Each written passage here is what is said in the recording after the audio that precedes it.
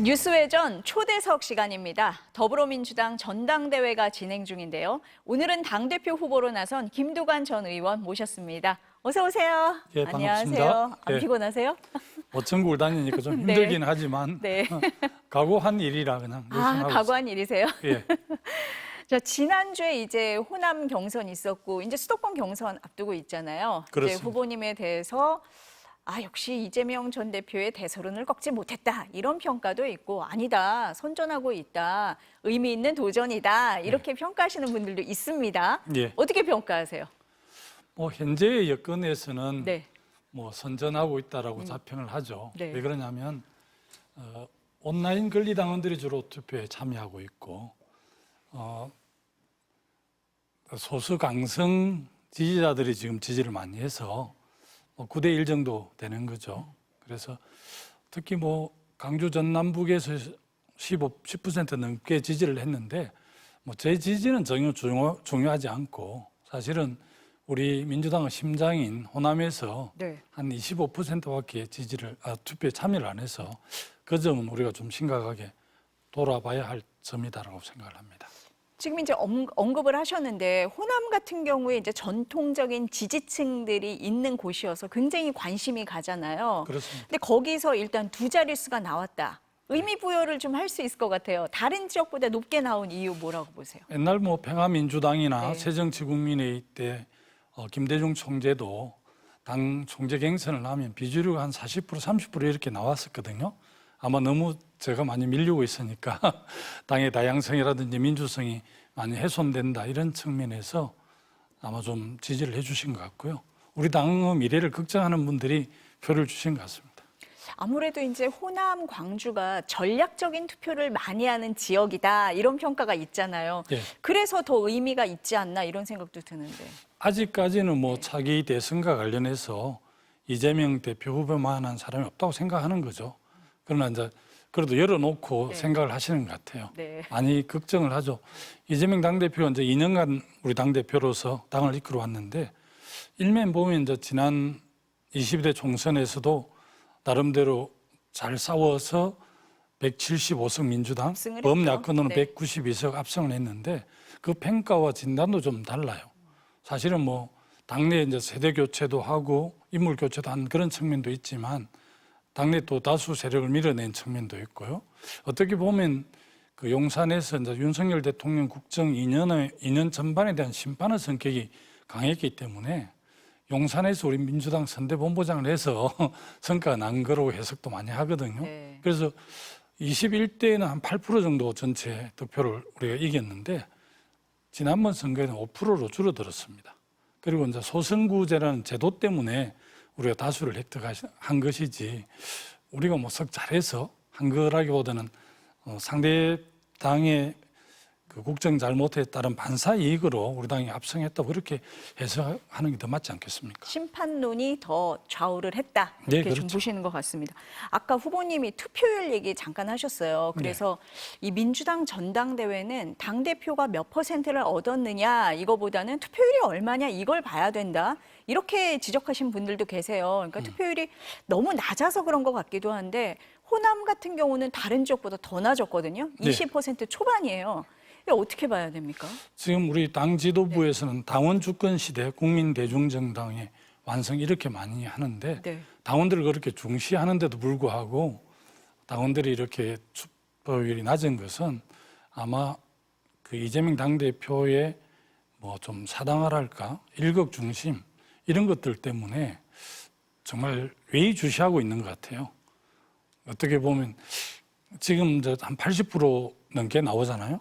예를 들어 최종적으로 한 8대 2 정도 이렇게 당대표 경선에서 승리를 하면 당대표도 이재명, 또 차기 더불어민주당 대선 후보도 이재명, 그러면 본선에서決勝전 이렇게 되는 거거든요. 그래서 당의 미래를 걱정하는 사람들이 되게 많고 저는 이제 이 당원대에서 제가 당대표가 되면 좀 열어놓고 대선 후보를 좀 다양하게 잘 이렇게 좀 키워서 우리 당의 경쟁력을 높이겠다 이렇게 이야기하면 야유가 쏟아지거든요. 네, 그렇더라고요. 예, 네. 그래서 그런 점이 저는 제가 올해 민주당원으로서 이해하기 힘들어요. 근데 이 후보를 포함해서 뭐 여러 사람들이 있지 않습니까? 우리 당내에. 예를 들면 제 후임은 아니지만 제 후에 경남지사를 했고 지금 복권을 앞두고 있는 김경수 지사, 또 김동연 경기지사, 뭐 김부겸 부총리, 박용진, 이탄희, 뭐 이인영 대표 많이 있단 말이에요. 그렇게 해서 이재명 후보를 포함해서 다양한 사람들을 대선 후보군을 키워서 본선 경쟁을 키우겠다 이렇게 하면 당원들이 박수를 쳐야 되잖아요, 상식적으로. 박수를 기대하셨는데 당원들이 네. 야유를 하고 아마 이재명 후보로 가면 되지 왜 그렇게 하냐고 할 정도니까 네. 이런 점들을 우리 당을 걱정하는 분들이 많죠. 굳이 왜 그렇게 말씀하신 거예요? 그러면 저는 이제 네. 뭐 토론에서도 몇 번 이야기를 했지만 김대중과 노무현의 길을 가면 승리하지만 네. 우리 당은 늘 연대하고 연합하고 통합할 때는 승리를 했습니다.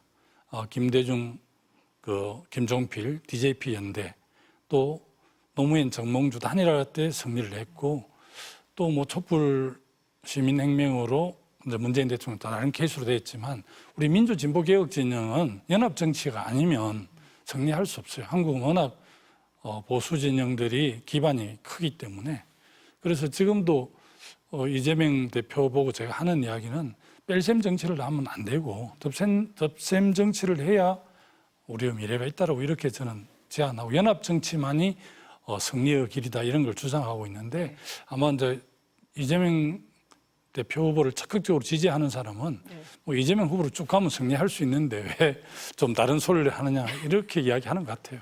아니 그렇게 생각을 많이들 하시는 것 같아요. 네. 아니 우리 당대표도 이재명, 대선 후보도 이재명인데 왜 굳이 나와서 다른 사람 이름을 이렇게 거론하는 거야? 라고 이렇게 말씀을 하시는 것 같아요. 그런 것 같아요. 네, 그러니까 뭐 네. 야유를 보내고 그러죠. 아까 그런데 우리 당은 뭐 네. 역사를 보더라도 네. 전혀 그렇지 않으니까요. 네. 뭐 그런 이제 야유를 보내고 또 이재명 후보로 쭉 가자 하는 것도 또 당의 다양성 중에 하나니까 네. 저는 뭐 동의하죠. 그럼 아까 김대중, 노무현의 길을 가야 한다 이렇게 말씀을 하셨는데 그럼 이재명 후보는 지금은 그 길로 안 가고 있다 이렇게 보세요? 2년 동안 당대표를 하면서 보여준 리더십을 보면 아무래도 덧셈 정치보다는 뺄셈 정치를 하고 통합과 연대 쪽을 하기보다는 네. 좌파 세력들을 더 이렇게 안고 가는 방식으로 제가 뭐 비판도 좀 했습니다만 네. 보통 당의 주류들이 네. 또 당내 정파를 잘 안 만들거든요. 우리 당의 역사를 보면. 그런데 이제 지금 완전 당권을 장악했는데 당내 또 개파랄까 정파인 더민주 혁신회의를 만들어서 네. 뭐 시도당 위원장 대거 당선이 됐어요. 이제 관심 있던 강주시당 위원장은 양부남 현역 의원한테 네. 강 의원 후보가 적기는 했는데 부울경, 대구, 경북 5군데 하고 지금 경기도도 치열하게 경쟁하고 있는데 더민주 혁신회의가 지난번에 공천도 많이 받아서 한 20분 정도 당선이 됐는데 제가 알기로 이제 그때는 더민주 혁신회의가 아니었는데 당내 굉장히 최대 개파가 되니까 당선된 의원들이 상당히 가입을 한 걸로 제가 들었거든요. 지금은 현역 의원들 30명이 넘고 원외위원장들은 굉장히 많이 포함되어 있어서 더민주 혁신회의가 아주 당내 최대 계보 네. 그리고 가장 세력화된 거죠. 가장 강한 네. 세력이 됐다. 네. 보통 그래서- 당권을 맡고 네. 있는 주류가 그렇게 안 하거든요. 네. 근데 지금 이재명 대표가 당의 주류잖아요. 네. 그런데 또 당내 뭐 이렇게 계보 조직을 만들었으니까 제가 비판하는 것이죠. 근데 더민주혁신회의를 하나회에 빗대서 말씀을 하셔가지고 비판이 좀 거셌던 것 같아요. 하나를 연상한다고 이야기를 네, 해놓으니까 네. 우리 당의 당의장을 지내신 정동영 전 의장님도 네. 뭐 당내 더민주 혁신회의에 대해서 비판하는 건 어느 정도 동의가 되는데 80년 신군부의 핵심 세력이었던 하나에 비유한 건 좀 지나치다 비판하는데 네. 그 점도 제가 일부 정도 수용을 하지만 네. 제가 뭐 하나에 방점을 둔 건 아니고 그 정도로 좀 예, 심각하다. 예, 그런 네. 점을 이야기한 거라서 네. 그 정도는 뭐 충분히 이재명 대표도 인정하는 것 같은데 다양성 차원에서 한 이야기로 네. 이해하신다 하더라고요. 후보님 말씀을 지금 들어보니까 일관된 메시지가 있어요. 민주당의 다양성이 실종됐다 이거 같아요. 예. 그러면 이재명 후보의 일방 독주가 민주당의 미래에 도움이 안 된다. 네, 이렇게 그건 보세요? 저는 뭐 확고하게 생각을 하고 있죠. 시중에 네. 국민의힘이 민주당 같고 민주당이 국힘스럽다 이런 이야기를 시중에 사는 사람들이 있어요. 제가 굉장히 충격을 좀 받았는데 어떻게 받아들여야 됩니까? 아마 지난번 네. 국민의힘의 전당대회 때 네. 뭐 차기 대선 후보급 정도 되는 한동훈, 뭐 네. 나경원, 네. 또 원희룡, 뭐 윤상현 이런 사람들이 나와서 굉장히 역동적인 모습을 보여줬잖아요. 굉장히 좀 흥행에 성공했다 예, 이런 뭐, 얘기가 예. 있었죠. 그 문제는 많았지만 흥행에 네. 성공을 했는데 우리 당은 워낙 뭐 5대명, 뭐 9대명 이렇게 할 정도로 네. 기정사실화되고 하니까 흥행이 잘 안 되고 또 어쨌든 당내 다양성 이런 게 많이 훼손된 것 같은 느낌이 드니까 네. 당원들이 지금 온라인 투표를 안 하는 거거든요. 전체 한 25% 정도, 네. 75%가 아직 투표에 참여를 안 해요. 물론 수도권인 경기나 서울 쪽에서는 투표율이 좀 제고가 될지는 잘 모르겠습니다. 그러나 흐름을 보면 30%를 넘지 않을 것 같고 마지막 17일, 18일에 이제 온라인 투표가 있거든요. 네. 이제 여기서 이제 아웃바운드로 보내는 거니까 좀 더 많이 참여할지는. 조금 더 올라오기는 하겠지만 뭐 당원 중심이라고 하면서 투표율이 이렇게 낮은 걸 보면 좀 기대감이 떨어지는 거 아니냐 이렇게 보시는 면이 있는 것 예, 같습니다. 많이 걱정합니다. 네. 우리 당원들이. 네. 예. 그 정책적인 걸 가지고도 조금 이재명 후보의 공약을 좀 비판을 하셨습니다. 그 중에 하나가 에너지 고속도로 구상, 그러니까 햇볕 농사, 바람 농사에 대해서 봉이 김선달식이다 이렇게 말씀을 하셨어요. 이게 어떤 의미입니까? 장기적으로는 뭐 재생에너지를 통해서 아리백이 실현이 되고 탄소 중립이 2050년 네. 이렇게 되는 게 이제 국제적인 추세입니다. 그래서 이재명 대표가 이제 지난번 당대표 출마 선언문에 나와 있는데 저는 뭐 당대표 출마 선언문이라기보다는 당 대선 후보 출마 선언문으로 이해를 했거든요. 에너지 고속도로, 먹산이점도 이야기하고 햇빛 농사, 바람 농사를 이야기했는데 장기적으로는 그렇게 될 가능성이 전혀 없지는 않는데 너무 환상적인 이야기를 해서 현실성이 많이 떨어지고 현실성이 떨어진다. 저도 이제 에너지 전문가한테 물어보니까 물론 이제 햇빛이 좋아야 햇빛 농사를 지을 수 있고 바람이 좋아야 풍력을 일으킬 수 있는데 그런 점이 그런데 좋은 곳이 우리나라에 그렇게 많지는 않다는 거예요. 그리고 실제 이제 그 에너지 전문가의 말이 지금 그렇게 말씀하는 건 봉이 김선달식 그 홍보다 이렇게 이야기를 해서 제가 그 점 지적했죠. 물론 장기적으로는 그렇게 될 가능성이 전혀 없지는 않지만 마침 그 이재명 후보의 그 연설 내용을 들으면 네. 그냥 뭐 지역 균형 발전, 수도권과 비수도권의 객차라든지 지역 소멸이 당장 해소할 것처럼 이야기를 하기 때문에 그렇게 이야기를 하면 우리 국민들이 우리 민주당을 신뢰하지 않을 수 있는 신뢰의 문제로 이 번질 가능성을 제가 좀 염려한 겁니다. 경고를 하고. 그러니까 당장 현실성이 없는 공약이 오히려 국민들의 신뢰를 떨어뜨릴 수 있다. 예. 이런 측면에서 지적을 하신 거다. 예.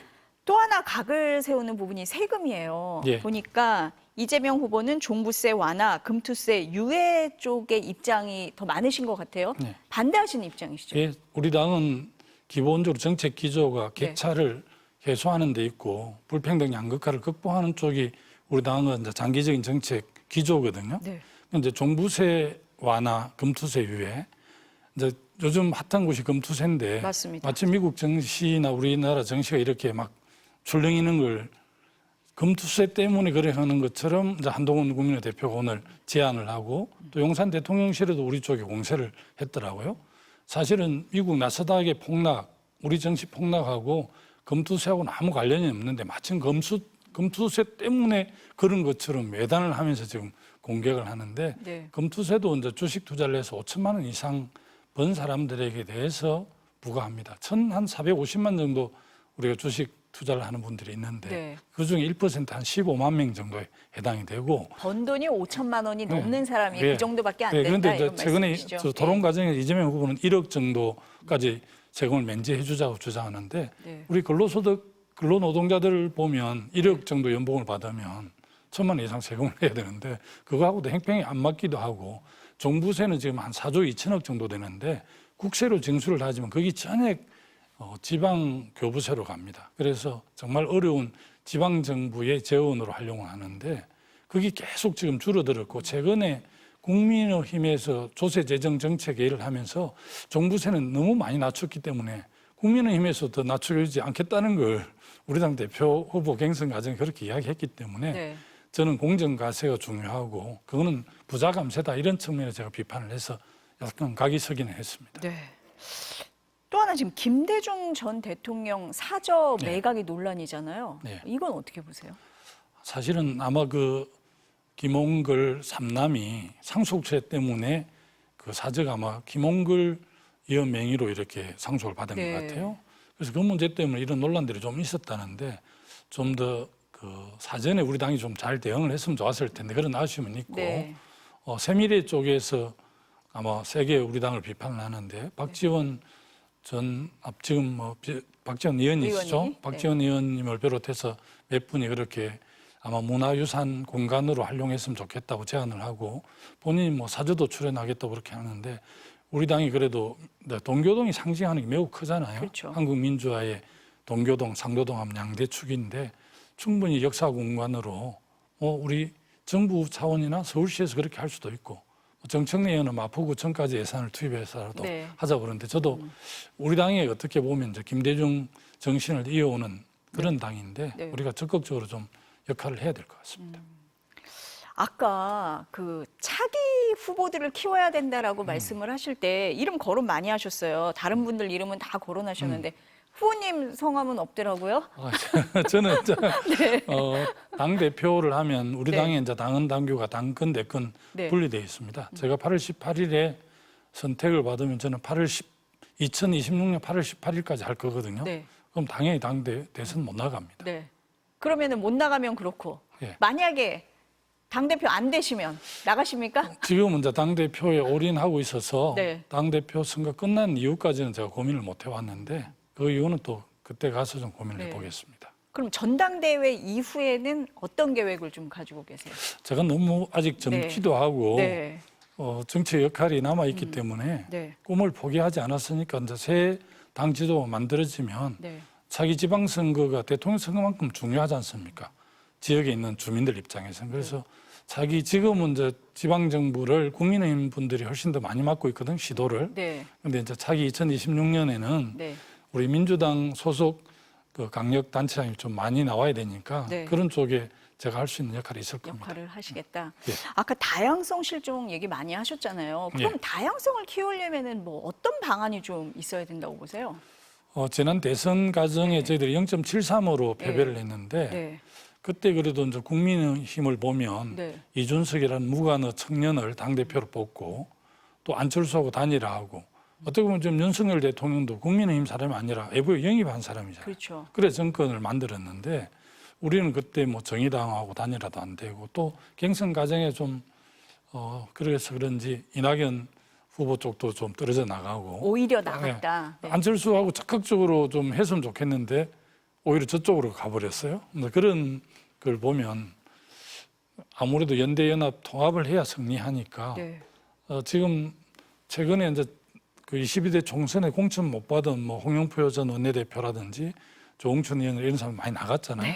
이현욱 의원 이런 분들도 이제 우리가 새 지도부에 좀 이렇게 안았으면 좋겠고 또 합당 이런 건 아니겠지만 새미래 전병헌 그 새미래 대표가 최근에 뽑혔는데 네. 또 대선에서는 지선에서는 경쟁할 수 있겠지만 대선은 연대연합할 수 있는 일은 좀 숟가락을 크게 짜야 이길 수 있기 때문에 네. 저는 그렇게 말하고 주장을 하고 있는 것이죠. 아까 말씀하신 뺄셈 정치를 하면 안 된다. 그 연장선상인 것 같습니다. 네. 마지막으로 이제 마지막 경선이 남아 있는데요. 네. 민주당원들과 지지자들에게 한 말씀 하신다면 어떤 당부하시고 싶으세요? 아마 우리 당의 네. 지금 전당대를 보면서 우리 당원이나 대의원들께서 많이 걱정하실 텐데요. 투표율이 너무 낮지 않습니다. 그래서 이번 8월 17일, 18일에 있는 그 온라인 투표 그리고 18일에 있는 잠실체육관 마지막 당원대회에 좀 많은 대의원들이 참석해서 적극적으로 좀 투표에 참여해서 네. 우리 당의 미래를 함께 열어갔으면 좋겠다는 당부를 드리고 싶습니다. 네. 많이 투표에 참여하시고 또 지지도 많이 해 주십사 예. 이런 말씀하시는 것 같습니다. 네, 마지막까지 선전하시기를 기대하겠습니다. 오늘 말씀 여기까지 듣겠습니다. 감사합니다. 고맙습니다.